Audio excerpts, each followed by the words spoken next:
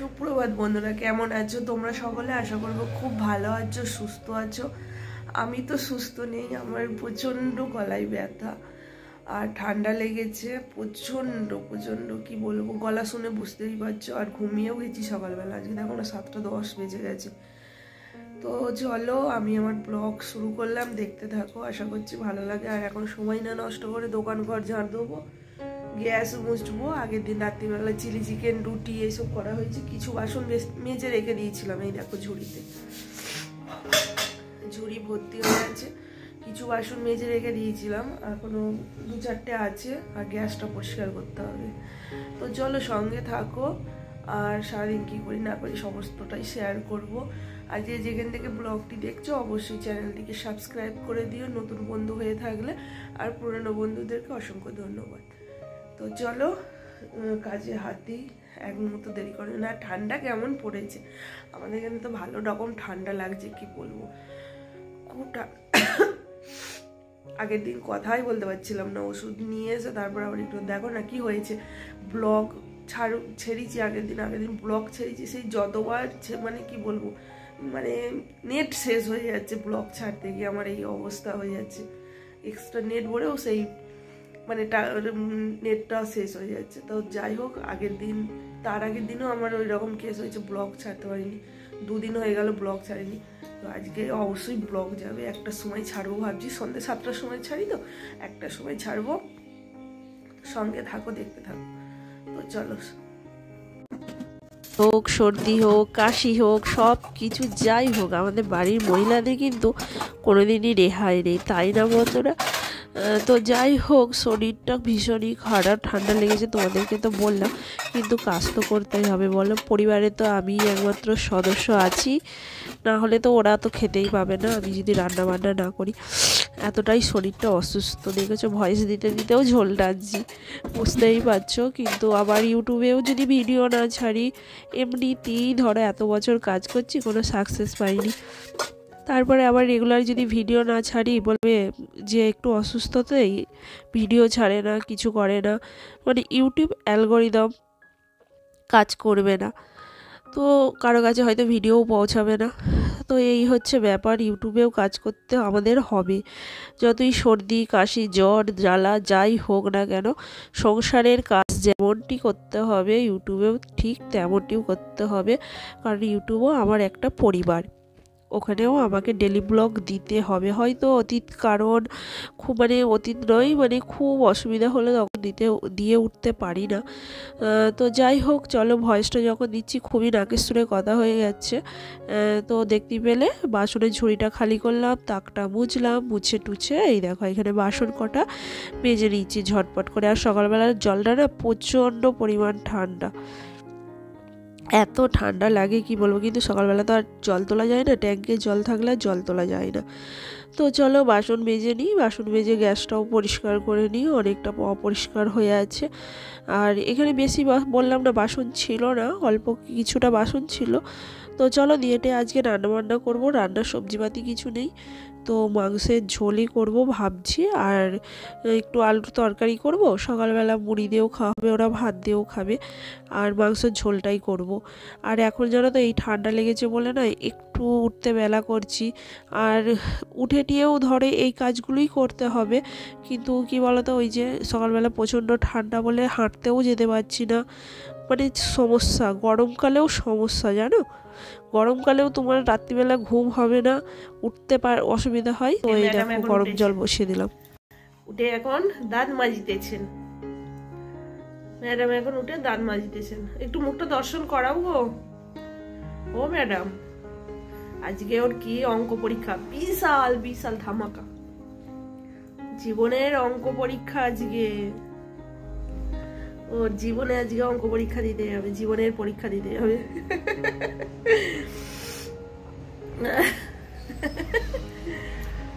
চলো চা হয়ে গেছে, চা খাবো।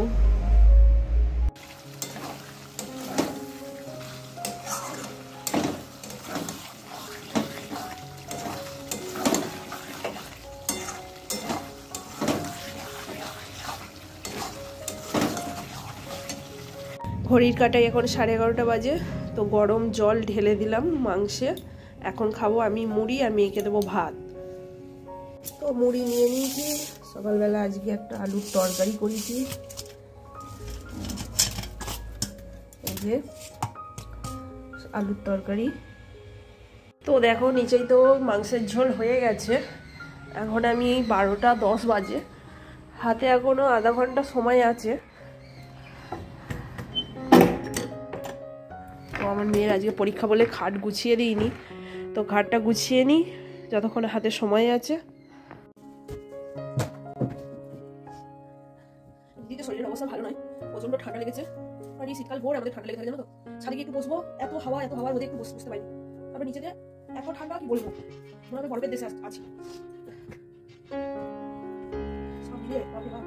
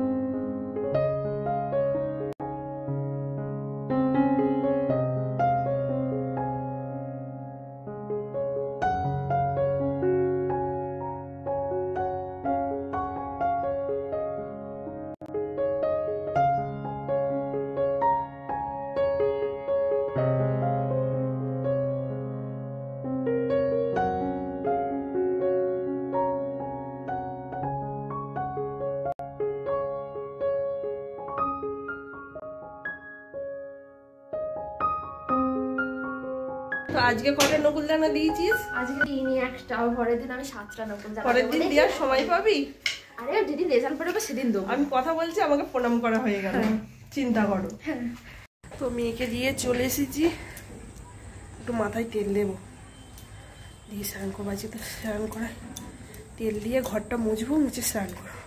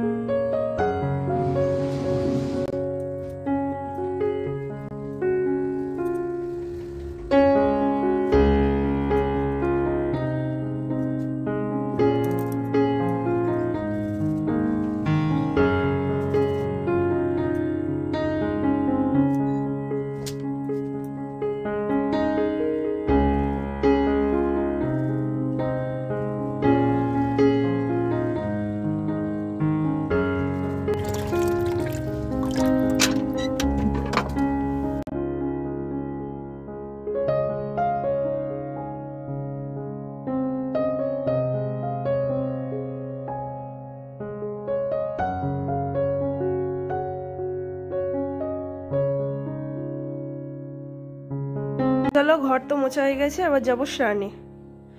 স্নানটা করে আসি। এখন ঘড়ির কাঁটাই বাজে তোমার 1:40। তো দেখো 3:20 বেজে গেল দেখতে দেখতে। 3:20, 2:30টার সময় এসে বসলাম, একটু স্নান টান করে এসে বসলাম। চুলটা তো একটু ছাদে রোদে, মানে রোদ কি বলতো সেইভাবে চেপে রোদ বেরোচ্ছে না, যা বেরিয়েছে। তো একটু এসে ছাদে মাথায় বসলাম। গলার স্বর তো পুরো বদলে গেছে, দেখতেই পাচ্ছ। তো চলো এখন ভাত খেতে যাবো, এখন ভাত খাবো। তখন মানে আমি খেলাম তখন কটা বাজে, 11:30টার সময় মুড়ি খেয়েছি, নাহলে এখন তো ভাত খাওয়াটা স্বাভাবিক, তাই না? খিদে পেয়েছে, কিন্তু এখন একটুখানি ছাদে বসে চুলটা না শুকালে ঠান্ডা লেগে যাবে, এমনিতেই ঠান্ডা লেগে আছে। তো একেবারে নিচেই যাব, গিয়ে খাবো, তারপরে দোকানে বসবো। কর্তামশাই নেই, মেয়ে গেছে স্কুল, আজকে তো অঙ্ক পরীক্ষা, তোমাদেরকে তো জানিয়ে দিয়েছি। আর একটা পরীক্ষা বাকি আছে পরের দিন, কি হবে, কেমিস্ট্রি মনে হয়, হ্যাঁ কেমিস্ট্রি হবে, তাহলেই হয়ে যাবে। তো চলো এখন গিয়ে অল্প দুটো ভাত খাই। আর এখন মানে ঠান্ডা লাগার পর থেকে না ভাত একদমই খেতে ইচ্ছা করছে না, কি জানো তো, একদম ভালো লাগছে না ভাত খেতে। ভাতের প্রতি মানে একটা অরুচি এসে গেছে, মনে হচ্ছে কিছু শুকনো শাকনা খাই, কিন্তু দুটো ভাত না খেলে শরীর দুর্বল হয়ে যাবে, কাজগুলো কে করবে, তাই না? কাজ তো করতে হবে, তাই না? এমনিতেই শরীর দুর্বল। তো চলো নিচেই যাই। আর 3:30 বেজে গেল, মানে দোকান খুলতে হবে, কারণ এখন ধরো তাড়াতাড়ি সন্ধ্যা হয়ে যাচ্ছে না, 5টা বাজলেই সন্ধ্যা হয়ে যাচ্ছে। তো চলো আর বেশি দেরি করবো না। চুলটা নিয়ে এসেছিলাম, চুলটা এখানে একটু আঁচড়ে নিলাম, আজকে তেল দিলাম তো, তাও দেখো চুল কিছু উঠছে, কি আওয়াজ বাসে, বুঝতে পারছো? গোছা গোছা চুল উঠছে, গোছা গোছা। তো চলো আর বক বক করবো না, নিচেই যাই, আবার দেখা হচ্ছে তোমাদের সঙ্গে পরে। আর আজকে তো রান্না করেছি মাংস, চিকেন করেছি, চিকেনের ঝোল করেছি, আর কিচ্ছু করিনি। সকালবেলা আলুর তরকারি করেছিলাম, আজ অল্প, শুধু মাংসের ঝোল দিয়ে। চলো এখন খুব খিদে পেয়ে গেছে, দুটো ভাত খাইয়ে। তো এই হলো আমার মাংসের ঝোল।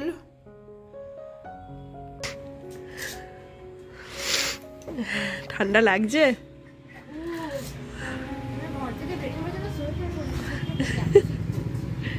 কেমন হলো পরীক্ষা? বন্ধুরা গো, ময়রা গেলাম, একদম ময়রা গেছি গো, কি ঠান্ডা লাগাইছে, ওরে বাবা রে, একে তো ঠান্ডা। আমি এই বাড়ি ছেড়ে চলে যাবো, আমি এই বাইরে ছেড়ে চলে যাবো, আমি আর থাকবো না এই ঠান্ডার দিনে, আমি আর থাকবো না এই বাড়িতে। নিচেই তো এমনিতেই বরফ, আবার ছাদে গিয়ে বসবা গরদেতে, সেও হাওয়া হাওয়া হাওয়া হাওয়া দিয়ে দিয়ে হাওয়া। হ্যাঁ একটু বাঙাল ভাষায় কথা বললাম, একটুকু বুঝিস না, ওটা বসবো বলতে বসবা বলেছি, একটু বাঙাল ভাষায় বললাম বন্ধুদেরকে একটু মজা দেওয়ার জন্য, বুঝেছিস? মেয়েরও ঠান্ডা লেগেছে, আরও তো প্রচন্ড ঠান্ডা লেগেছে, বুঝতেই পারছো। কি বলবো, কতদিন আমি সারবে জানি না, হয়তো খুব জোর কটা দিন ভালো থাকবো, আবার ঠান্ডা লাগবে শীতকালে, আমি আর পাচ্ছি না। জাস্ট আমাদের রাতের খাওয়া দাওয়া কমপ্লিট হয়ে গেছে, ওরা খেয়েছে দুধ ভাত, সবাইকে আজকে দুধ ভাত খাইয়েছি, কারণ ভাত রয়ে গেছে, ওই ভাত আর পরের দিন ভালো লাগবে না, কারণ এখন শীতকাল, সেই ভাত জল দিয়ে ফুটিয়ে খেতে আর ভালো লাগে না। তো ভাত খাই দিয়েছে, আমি খেলাম মুড়ি, আজকে আর রুটি বানাইনি, ভালো লাগছে না। তো চলো শোবো, ঘুম পেয়ে গেছে প্রচন্ড পরিমাণ। এখন বাজে কটা, নিয়ে ঠেলাই আবার গলা জড়িয়ে ধরে কাঁদতে এলি কেন? কি হলো আবার? টেনশন হচ্ছে, পরীক্ষাটা তো যা হোক করে দিল, এবার খাতা বেরোবে, একটু টেনশন। খেলা দেখতে যাবো তা বললে হয়?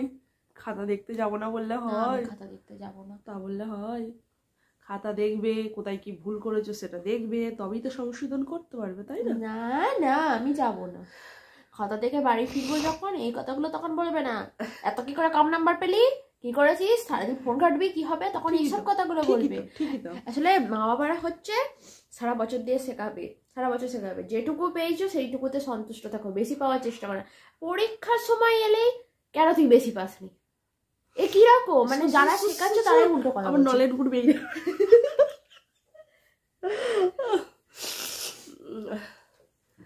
শোন, সবসময় কি বলি বলতো, চেষ্টা কর, সারা বছর সত্যিই তো ফোন কাটে, এখনো পর্যন্ত তোর কালকে পরীক্ষা, তুই সমানে একটা সিরিয়াল দেখে যাচ্ছিস, কোথায় আমার ভালো লাগছে না শরীরটা, ওই জন্য তো আমি চুপচাপ বসে আছি, এটা যন্ত্রণা করছে।